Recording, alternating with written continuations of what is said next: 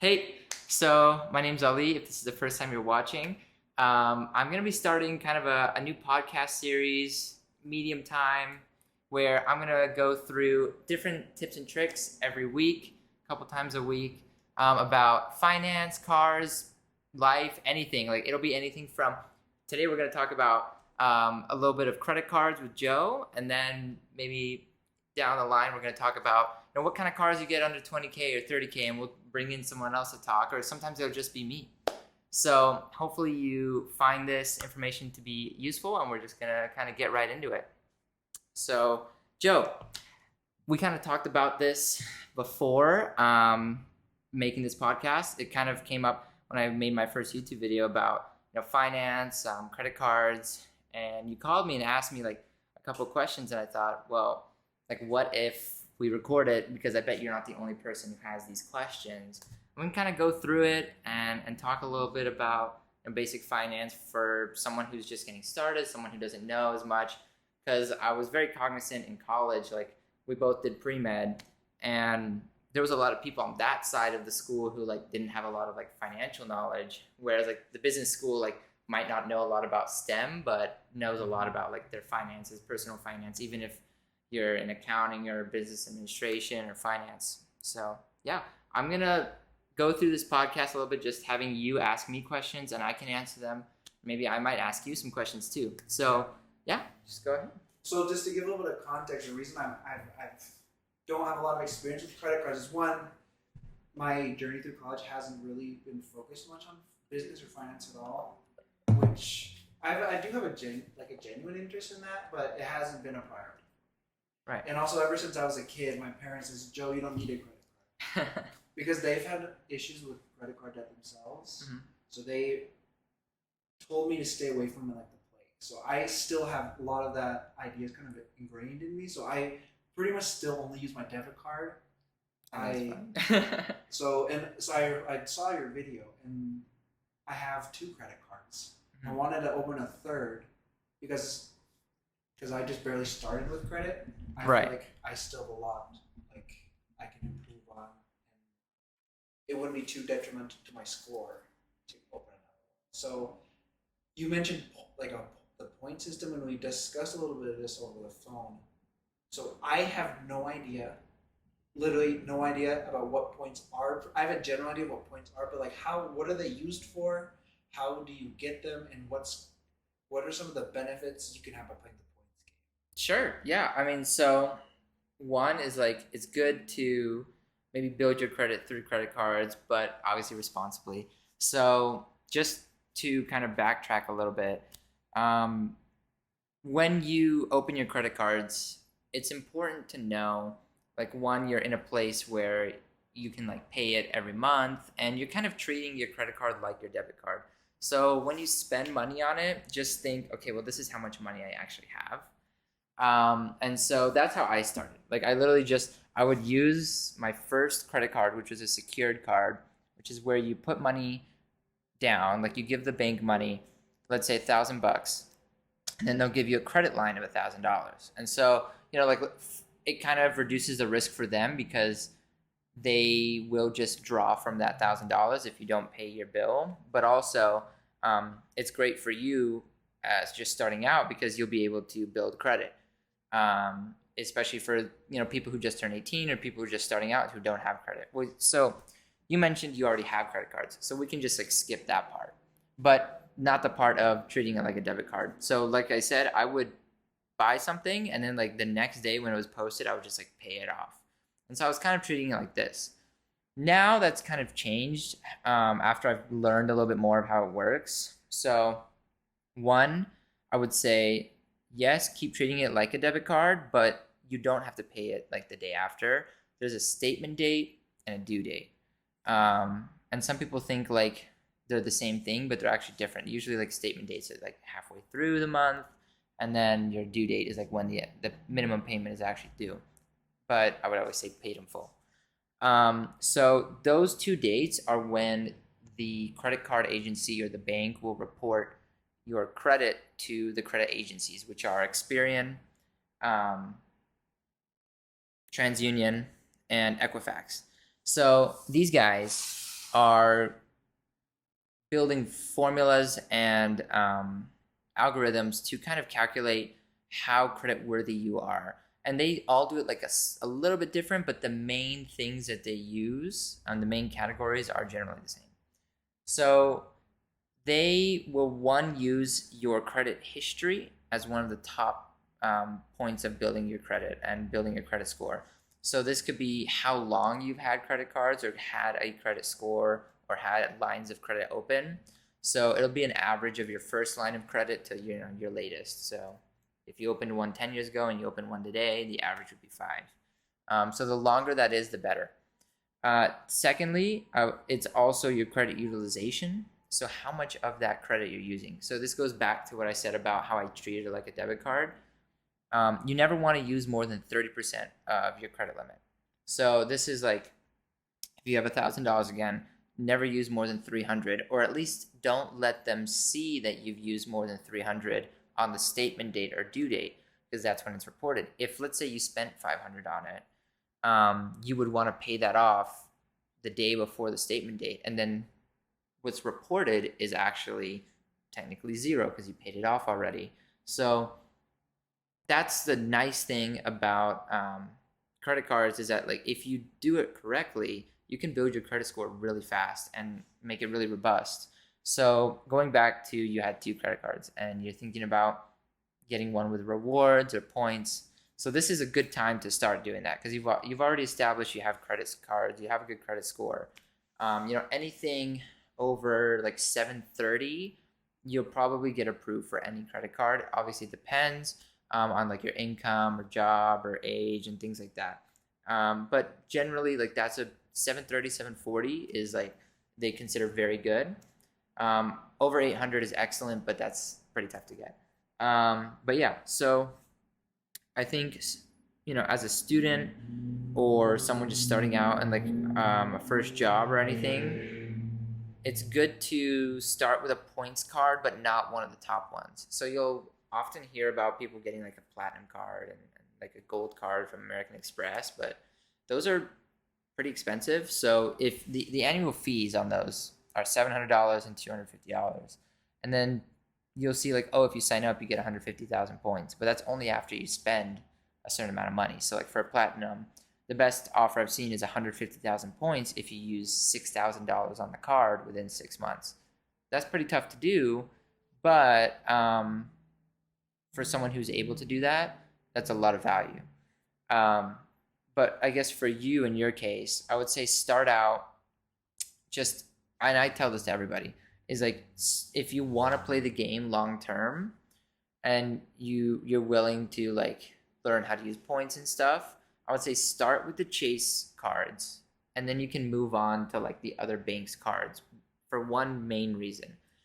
Chase has this rule where if you open 5 cards in 24 months, they won't approve you for any cards, no matter what. You could be making $1 million a year, have an 800 credit score, they just won't do it. So, like what I did is you open up, 5 Chase cards first, and then once you've exhausted that, you can go like to American Express or Capital One, etc. So start with one of the Freedom cards. So the Freedom Unlimited or the Freedom Flex.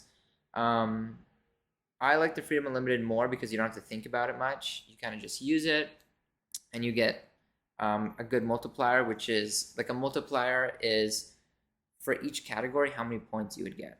So on the Freedom Unlimited, it's usually 1.5x on everything. So 1.5 times points. So every dollar you spend, you get 1 point. And then on certain categories, you'll go higher, like 3 times or 2 times. But with the Freedom Flex, the category with the highest points earning, it could be like 5x, would change every quarter, and like you kind of have to pay attention to that. So if you don't want to do that, I would say Freedom Unlimited. I use the Freedom Unlimited. The only thing with that card, though, is it earns cash back, but only if that's the only card you have. So like, if you want to use that card, which has no annual fee, and earn points, which you can use for travel and stuff, you'd have to have a points earning card with Chase. So that would be something like if you have a business, like an Ink business or a Sapphire Preferred or Sapphire Reserve. And so what I did is I opened up that Freedom Unlimited and the Sapphire Preferred around the same time. Yeah, like it was within like a month or two. And so I would primarily use actually that Freedom Unlimited for everyday expenses other than travel, because I get the most points, like restaurants, stuff like that. But then if you have that Sapphire Preferred, you'll earn points instead of cash back. So then those cashback categories convert to points. So yeah, for you, I would say like start with the Freedom Unlimited because you don't have to spend a lot of money to get the cashback bonus, which is sometimes like $250 after spending like $500 or $1,000 within 3 months. But then down the line, once you have like a good paying job, I would say go with the Sapphire Preferred next, which is a $95 annual fee, but you actually get like some credits back to make it effectively cost less. Like they give you $50 to use it like for hotel credit every year, so that's cool. And there's other things like when you rent cars, like you get free insurance. There's different kinds of insurance for renting cars. Like often you'll see that with credit cards. They're not all the same, so I would keep an eye out for that. There's like a liability waiver and then like collision waiver. I think those two are a little bit different, so you got to keep an eye out for that. But yeah, I think that's a great place to start. Or if you don't care about Chase, you could go with like a Capital One Quicksilver. That one I think is like $35 annual fee. It's also like 1.5, 2x times cash back. This is City Double Cash. That one also is 2x thank you points, I think they're called, on any purchase. So yeah, those are some good places to start. And then like once you have some points that you can use, that's like a whole nother world. But those are the points that are most usable. A lot of people will go out and get like a Delta card or American Airlines card or any of these airline cards. And the only thing I would say is those points you earn are only for that airline or only for that whatever it is, right? So if you get a Delta Gold card, you're only going to get Sky Miles. And then Sky Miles you have to use on Delta Airlines. You can't transfer them anywhere.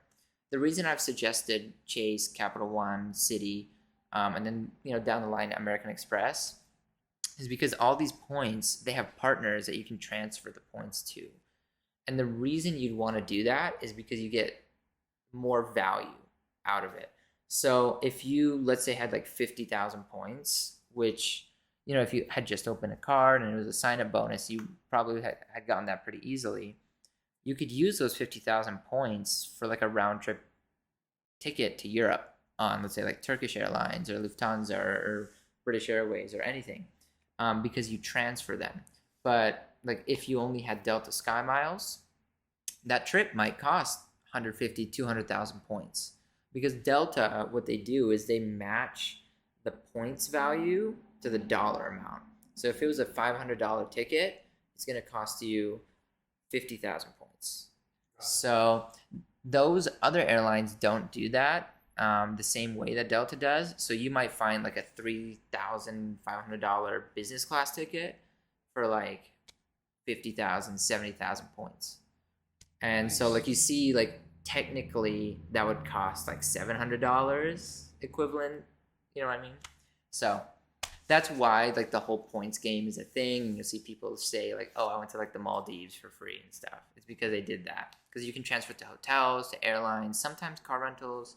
So yeah. So besides like airlines and hotels, what are some other stuff you can do in car rentals? What are some other stuff you can do with points? So it depends on the card. Like some cards, like with Chase, they'll let you use the points. If you don't think you're going to need to travel or anything soon, you can use it for pay yourself back with Chase. So you can convert those points to dollars that you can pay yourself back on things you've bought on your card. So it'll say like, oh, you spend like $20 at Walmart, like you just here, like use X amount of points. So you can use it like that as well.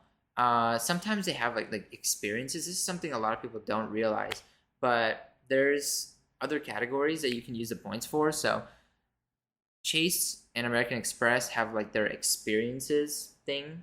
So Chase Sapphire will have events at like Sundance in Park City, or like different events in like New York or in San Francisco that you can use these points for.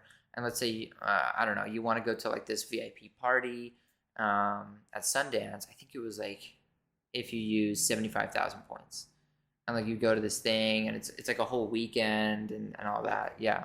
So there's different ways you can use the points. You can use it for paying yourself back if you just want to get money off the card. You can do experiences. Like I said, you can transfer it out. So you can use it for travel. So there's a couple other ways you can use them too. Okay, and another follow-up question. What are some things like someone like myself who is doesn't have a lot of experience with credit and doesn't have a lot of like experience with points? What are some things I should avoid? Like what's some we talked a lot about what to do, what's some don'ts. Right. So that's a good question, and I think we mentioned this before recording, but it's like a lot of people talk about what to do, but what like not to do. So I would say what not to do. Like let's say you're applying to a card and it says get 75,000 points. And a lot of people will say, that's great. I'll do it. I'll sign up. And they'll sign up, but they didn't read that you have to spend a certain amount to get those points. So like Capital One Venture X, it's a great card.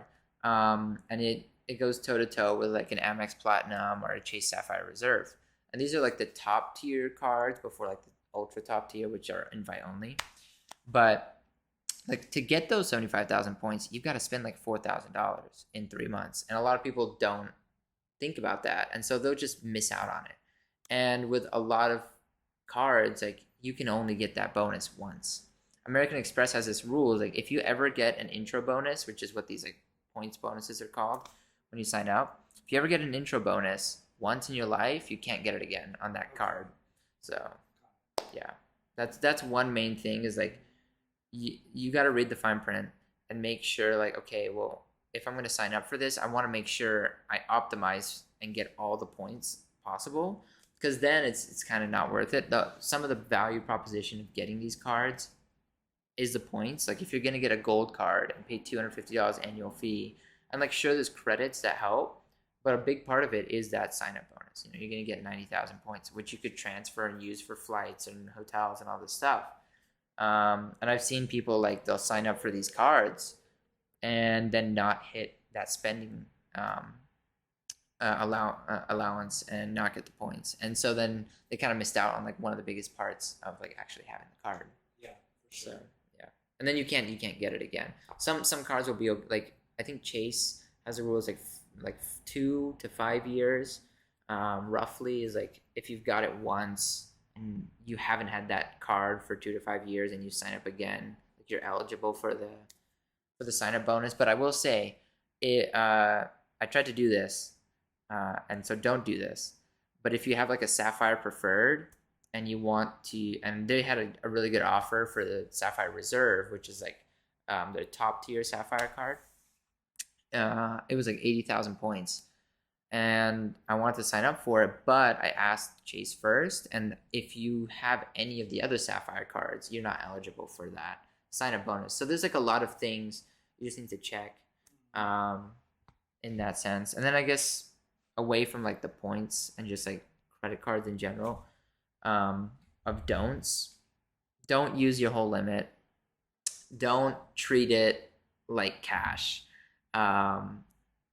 It's surprising. Like I didn't think this was true, but like actually a lot of people will just sign up for a credit card and just like use it all and think like, oh, I just have all this like money now, but they don't think like they have to pay back. Obviously I know that you would not do that, but like, you know, just there's people out there like don't use your whole credit limit just because you can. The whole point of like building your credit score is like, and the 30% utilization rule is that they see, oh, like, you know, Amex has given you a $20,000 limit, but you only use $1,000 every month on it.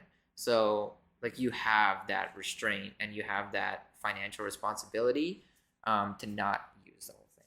And so, yeah, not using too much of your credit limit, and then like always pay on time. Like with your credit score, if you miss one payment in your life, that will always hurt your credit score, because that's the number one factor that they use for calculating your credit score is on-time payments. And even having a 99.7% like repayment on your overall credit score is not 100%. And so like it's less lenient than like with the utilization rule. If it's like 25, 30, 40%, like that can be fixed. You know, you just pay down your cards and then bring it down, and like your credit score will come back up. But that missed payment or no payment will always be there. So, you know, always keep that in mind. Even if like, let's say something happens, you just can't pay the whole thing, just pay the minimum payment just to stay current. So that's huge. Perfect. Yeah. That's pretty much all the questions that I had mainly. Okay. Just to kind of spit it back at you. So yeah. with the cards, you have to be cognizant of annual fees, the spending limits to get the points, like the minimums, pay on time. Yes. And if you're younger, it's better to have maybe a few more cards open rather than if you're older. Right. Yeah. No, that's a huge thing that maybe I should maybe in terms of like not necessarily age, but in terms of credit history. Yes. Yeah. Like definitely like when you're younger, if you can, like open a couple like no annual fee cards and just know like you're gonna keep these open forever. Yeah. Just because like that credit history thing. So yeah, no, don't close your first credit card. For anyone listening, like if you don't have an annual fee on it, or you can't downgrade it, like let's say you had like an Amex Gold and you're like, I don't want to pay this annual fee anymore. Don't cancel any cards if you don't have to. Just they often will let you downgrade it to like a free version of the card, and then you just keep it open, and it doesn't ding your credit. So yeah, that's is that all the questions for now? I think so. Okay, well, so we'll probably come back to this conversation once you've gotten into the points game and like that time has come. But I hope that for those listening, you got some value out of this. And this is kind of like what we're gonna do. I'm gonna have conversations with other folks who have questions, or someone who I can learn from. I know I can learn a lot from Joe in other areas of life, so he'll probably be back on. And then like sometimes it'll just be me. I'll be going over a topic, or you know, once I have like actual subscribers and stuff, I'll like take questions and answer them. So that'll be cool. And then it won't always just be finance. Something I wanted to emphasize on my channel is that like finance will be part of it. Cars will be part of it. That's like my true passion. I just want the money to buy cars, pretty much. And then like it'll be like I'll have friends on and we'll just talk about everything, you know, life, business. Yeah, so it'll be a fun journey. I'm gonna try to cap episodes that might just be on certain topics, under 20 minutes. Interview podcasts might be around like 20 and up. So just keep that in mind. I'll try to post a podcast every week, like I mentioned in the beginning, or maybe twice a week. So just stay tuned. I'll post them on YouTube and everywhere else you can hear podcasts. And my YouTube is just my name, Ali Reza Salman. So follow me, find me on the socials. I will try to communicate with everybody that has questions. And yeah, I think that will wrap it up for today. Thanks, Joe, for coming on. I appreciate it. And we'll talk soon.